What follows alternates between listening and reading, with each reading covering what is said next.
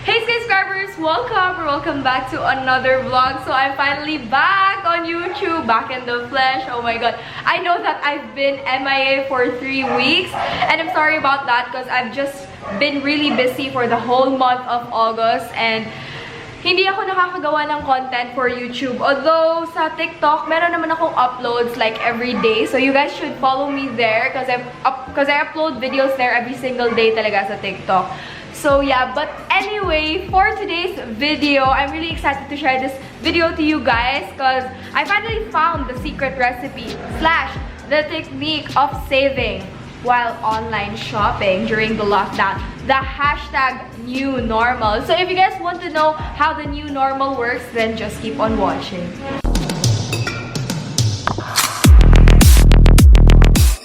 As you guys know, we are not allowed to go out to buy some stuff because of this pandemic.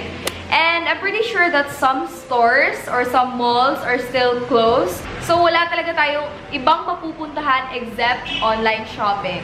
So if you're someone who shops a lot online just like me, then this video or this app may be useful to you. So the app that I'm talking about is Shopback. But before I share to you guys the secret recipe / technique, I also want to share to you guys 100 pesos sign-up bonus para sabay-sabay tayong maging wise at maka-earn kahit parati tayo nag-online shopping. Link is down below in the description box. Anyway, so ano nga ba si Shopback?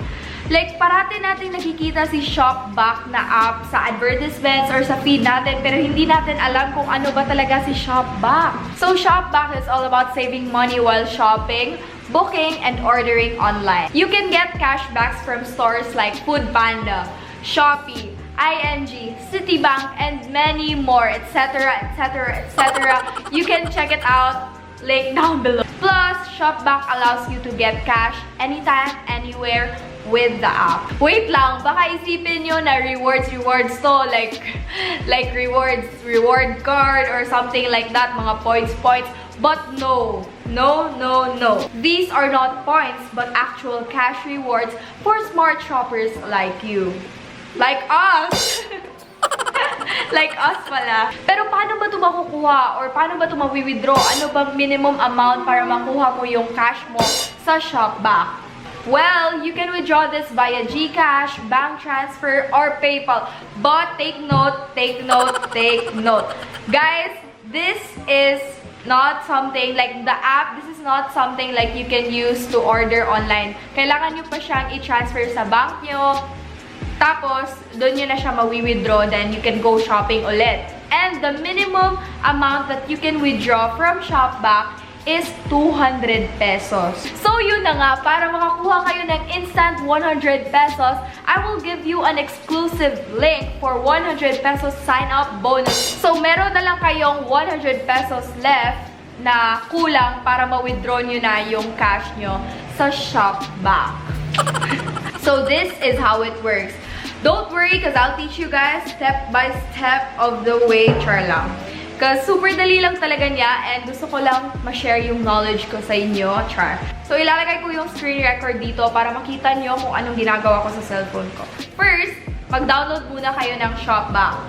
Pumunta ka sa App Store. If meron kayong Apple, pumunta kayo sa App Store. If meron kayong Android, pumunta kayo sa Play Store. After nyo mag-download, you can sign up sa Shopback using your email account, your Facebook, or yung Apple ID nyo.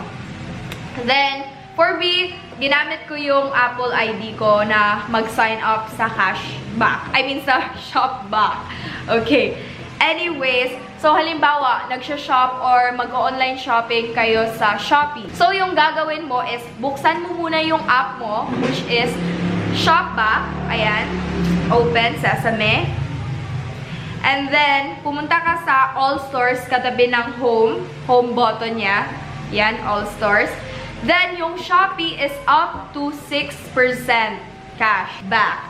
So, ayan. Pindutin nyo yung Shopee. Then, click the Continue to App para mapunta ka sa pinaka-mismong app ng Shopee. Then, just like do the normal thing na shop ka lang online, tapos pili-pili, ganon. This cashback will be redeemable in 120 days and will be tracked in 1 day after your purchase. Then after that, you can request your payout anytime, anywhere, whenever your cashback is ready. O, diba? Ang galing, ang dali lang. Super dali lang talaga. But anyway, change is coming. So from now on, palagi na akong mag-shopback para every time I buy something online, meron akong makukuha pa rin in return. So, meron pa din akong masasave and magagamit ko sa pag-online shopping ulit. Ayan. And also, for ING Bank, you will get 500 pesos cashback just by signing up ING savings account. Super dali lang talaga nito kasi you can purchase today, tapos you can track in 9 days and it will be redeemable in 90 days.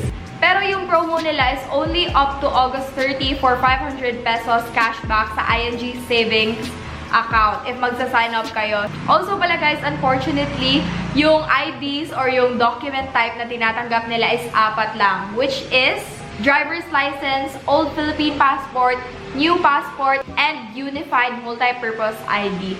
So if meron kayo sa 4 na yan, then you are qualified to sign up for ING savings account.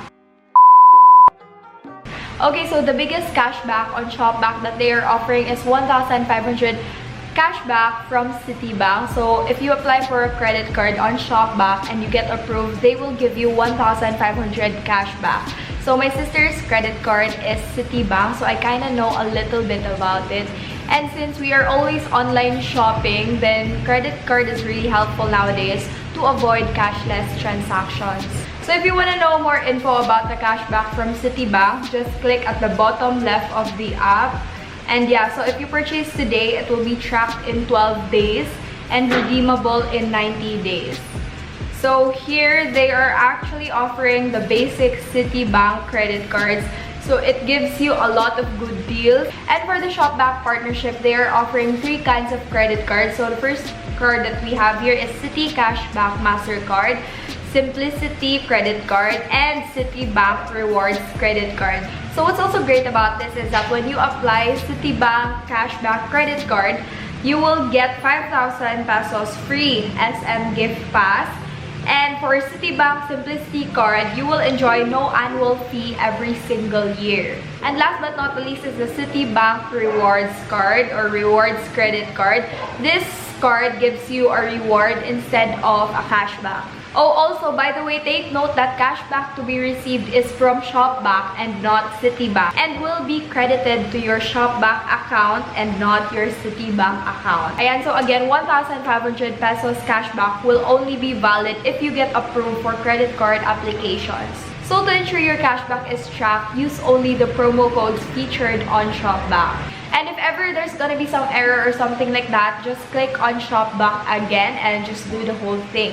And also, don't forget to complete your application forms or else yung in-applyan nyo ay magiging invalid siya. So yeah, to know more about Citi card fees and charges, go ahead and download the Shopback app and use the link down below to get 100 pesos sign-up bonus. So yeah, that's it for today's video. Thank you guys so much for watching. I hope you guys learned a thing or two. I hope you guys liked it. And if you did, please give this video a thumbs up. Subscribe to my channel if you want to see more of me. I'll see you guys next time. And don't forget to reach your dreams because the sky is the limit. Bye! It could be weird, but I think I'm into it. You know I'm one for the overly passionate. I like you and I loved him. We could all be the best kind of friends.